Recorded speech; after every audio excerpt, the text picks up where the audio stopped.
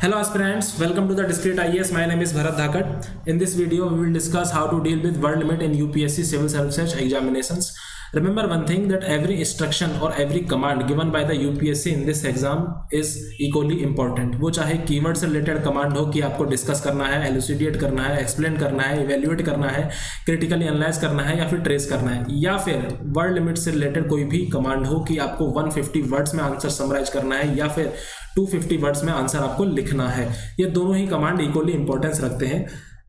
आज के इस वीडियो में हम लोग डिस्कस करने वाले हैं कि किस तरीके से वर्ड लिमिट के इश्यू को हम लोग रिजॉल्व कर सकते हैं। इसमें हमारा नंबर 1 स्ट्रेटेजी है आंसर राइटिंग। बट इसमें नया क्या है, ये तो हम कब से सुन रहे हैं कि आंसर राइटिंग आपको करनी है। बट रिमेंबर वन थिंग कि आंसर राइटिंग के कुछ कंपोनेंट्स हैं, जैसे hard work plus smart work. इन दोनों का लीथल जो कॉम्बिनेशन है वो लगता है आंसर लिखने में। इसके भी 3 कंपोनेंट्स होते हैं कि टाइम मैनेजमेंट होना चाहिए आपके पास, प्रॉपर कंसेप्चुअल अंडरस्टैंडिंग होनी चाहिए और प्रॉपर वर्ड लिमिट के अंदर आपका आंसर होना चाहिए।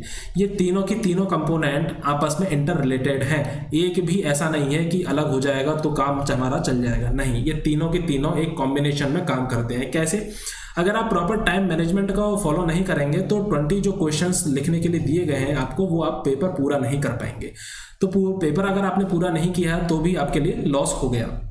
प्रॉपर कंसेप्चुअल अंडरस्टैंडिंग होनी चाहिए, बिकॉज बड़े से बड़ा इशू, चाहे वो तालिबान से रिलेटेड इशू हो या फिर यूक्रेन से रिलेटेड इशू हो या फिर ऑयल की राइजिंग प्राइस से रिलेटेड इशू हो या फिर रुपी का डिप्रिशिएशन और रुपी फॉल से रिलेटेड इशू हो, कोई भी इशू हो, आपको उसकी प्रॉपर कोर कॉज पता होना चाहिए कि बेसिकली ये है क्यों और क्यों हो रहा है। बिकॉज अगर आपको कोर कॉज या फिर कोर इशू नहीं पता होगा कि बेसिकली क्यों हो रहा है तो आप वर्ड लिमिट को फ्रेम नहीं कर पाएंगे। फॉर एग्जाम्पल, अगर 250 वर्ड्स में तालिबान का इश्यू आपसे पूछ लिया जाता है या फिर कश्मीर इश्यू पूछ लिया जाता है, कोई भी यूक्रेन इश्यू पूछ लिया जाता है, तो 250 में से 25 दैट मींस 50 वर्ड्स तो आपके इंट्रोडक्शन एंड कंक्लूजन में गए। अब 200 वर्ड्स में आपको ये इश्यू समझाना भी है और इसको डाइवर्सिफाई भी करना है। तो ये अपने आप में एक चैलेंजिंग टास्क है कि आपको 200 वर्ड्स में इस इश्यू को समझाना भी है और इश्यू को कवर भी करना है पूरे तरीके से कि एग्जामिनर तक आपकी पूरी बात चली जाए।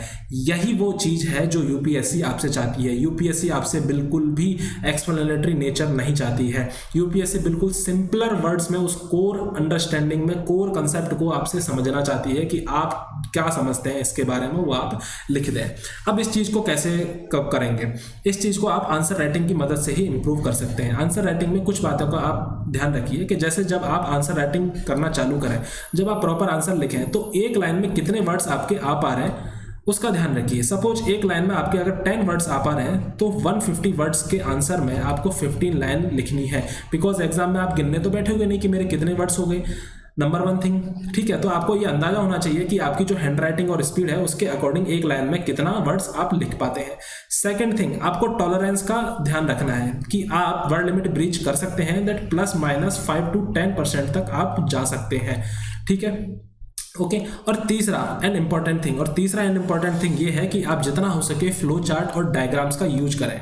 फ्लो चार्ट्स और डायग्राम्स ही वो जरिया है जिसकी मदद से आप वर्ड लिमिट वाला जो बैरियर है ये ब्रेच कर सकते हैं, क्योंकि फ्लो चार्ट एंड डायग्राम्स आपके जो आंसर को वो प्रेजेंटेशन भी अच्छा प्रोवाइड करवाते हैं और साथ ही साथ आप कम शब्दों में लेस इज मोर की जो फिलोसफी है उसको आप यूज कर सकते हैं।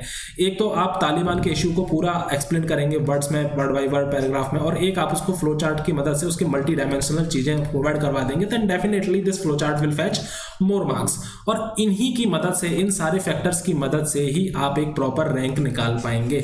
आई होप आपके समझ में आ रहा होगा।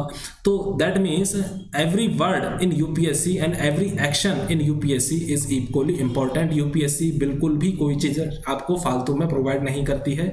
आपको प्रॉपर कीवर्ड का ध्यान रखना है, प्रॉपर वर्ड लिमिट का ध्यान रखना है, बिकॉज अगर आप ये यूपीएससी के इंस्ट्रक्शंस को फॉलो नहीं करेंगे देन हो सकता है आपके साथ मेंस में नेगेटिव मार्किंग हो जाए। और ऐसे बहुत सारे कैंडिडेट्स की मार्कशीट है कि अगर उनके साथ मेंस में नेगेटिव मार्किंग नहीं होती तो शायद वो लिस्ट में किसी ना किसी रैंक पर काबिज होते।